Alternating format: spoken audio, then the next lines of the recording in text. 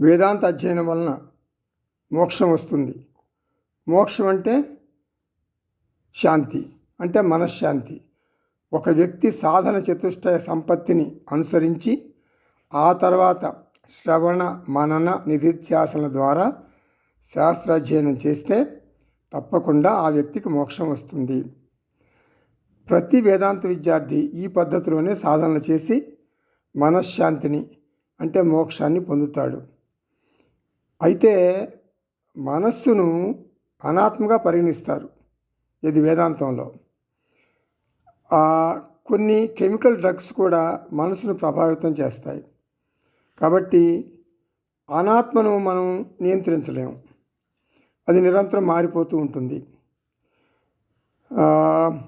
వేదాంత విద్యార్థి ఇప్పుడు ఒక్కసారి పునరాలోచన చేస్తాడు, అంతర్వీక్షణ చేసుకుంటాడు. మనశ్శాంతి మరి నిరంతరం మార్పుకు లోనవుతుంది కదా.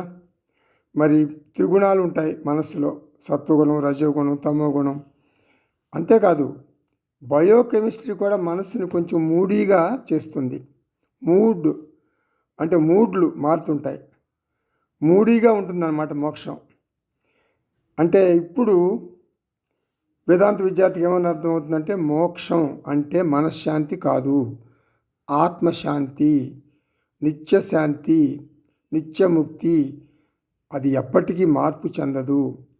బాహ్య పరిస్థితులు, బయోకెమిస్ట్రీలు ఆత్మశాంతిని మార్చలేవు. ఇప్పుడు నేనేం చెయ్యాలి? నిత్యముక్త స్థితిలో ఉండాలి. మనశ్శాంతితో లోక హితం కోసం కర్మలు చేయాలి.